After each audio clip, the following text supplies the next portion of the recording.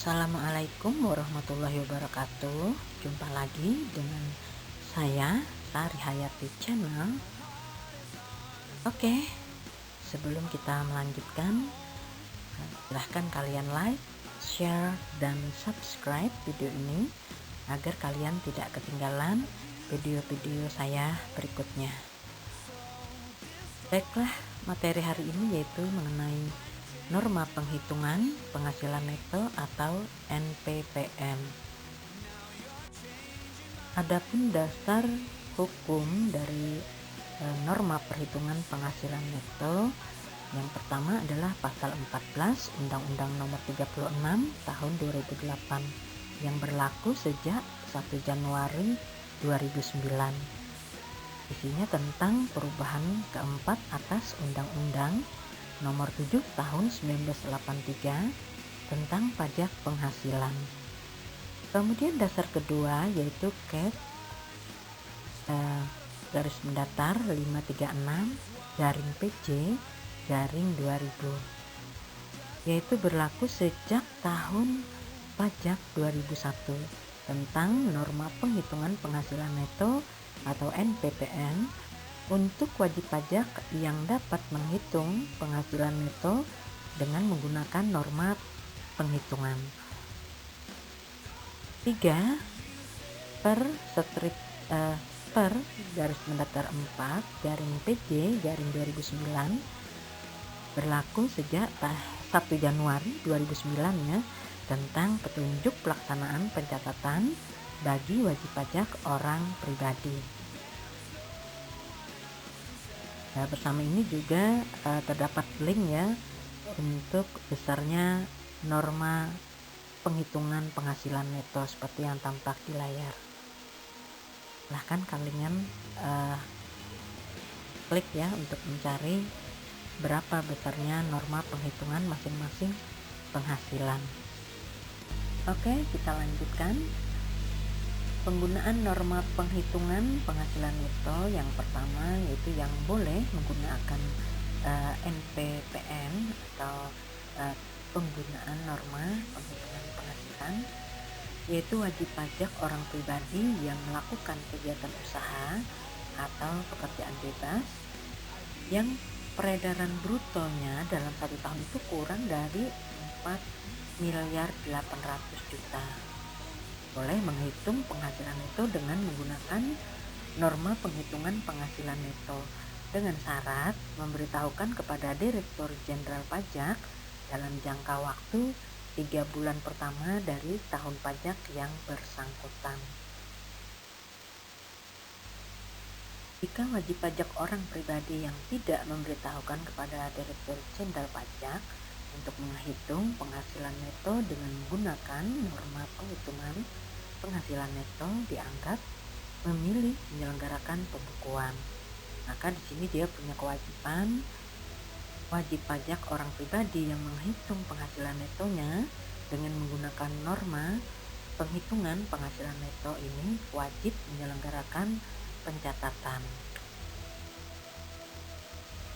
Yang dimaksud dengan tahun pajak itu adalah jangka waktu 1 tahun kalender kecuali bila wajib pajak menggunakan tahun buku yang tidak sama dengan tahun kalender. Yang kedua, dalam hal terhadap wajib pajak badan atau wajib pajak orang pribadi yang melakukan kegiatan usaha atau pekerjaan bebas dilakukan pemeriksaan seperti yang diatur dalam Undang-Undang KUP.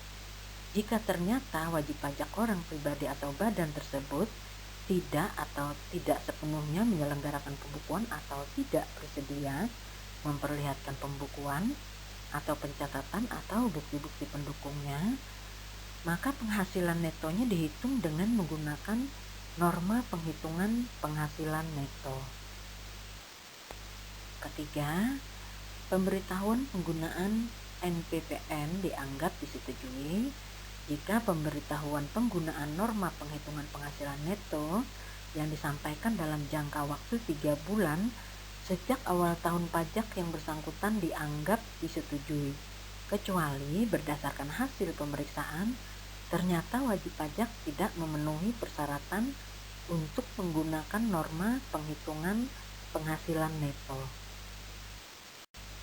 Apabila wajib pajak memiliki lebih dari satu jenis usaha, maka di sini penghitungan penghasilan neto wajib pajak yang mempunyai lebih dari satu jenis usaha atau pekerjaan bebas, maka di sini akan dihitung berdasarkan pengelompokan wilayah pengenaan norma terhadap masing-masing jenis usaha.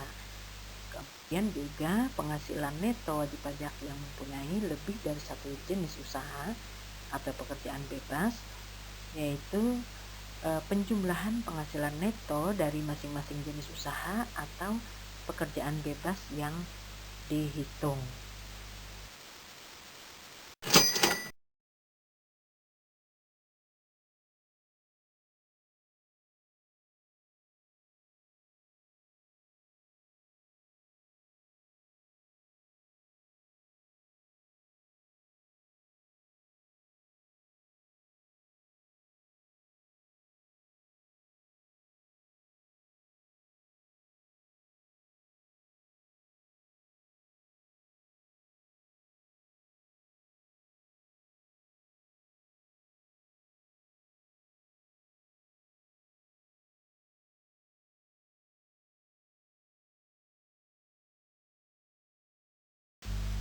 Oke, kita langsung ke contoh soal pertama ya. Atar adalah seorang dokter umum praktek di Surabaya. Tarif penghasilan netonya adalah 50% dari penghasilan selama tahun 2018. Statusnya belum kawin dan tidak punya tanggungan. Selama tahun 2018, penghasilannya adalah sebesar 750 juta rupiah. Oke, kita akan langsung menjawab ya. Penghasilan neto tadi diketahui adalah sebesar 50% dikali 750 juta, sehingga penghasilan netonya sebesar 375 juta. Kemudian dari data tadi sebelumnya dijelaskan bahwa Atar belum kawin dan tidak punya tanggungan. Maka di sini PTKP-nya adalah 54 juta rupiah untuk diri sendiri. Sehingga PKP-nya sebesar 321 juta rupiah. Oke, sekarang kita hitung PPh 21 terutangnya.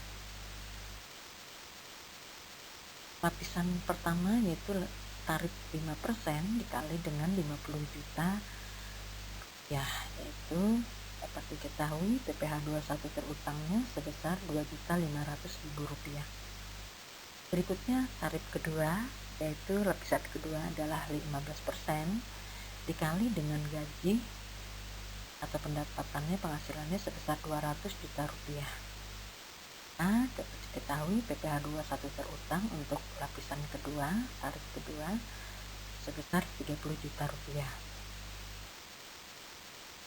Berikutnya lapisan ketiga yaitu 25% dikalikan dengan 71 juta rupiah. Maka dapat diketahui PPh 21 terutangnya sebesar 17.750.000 rupiah.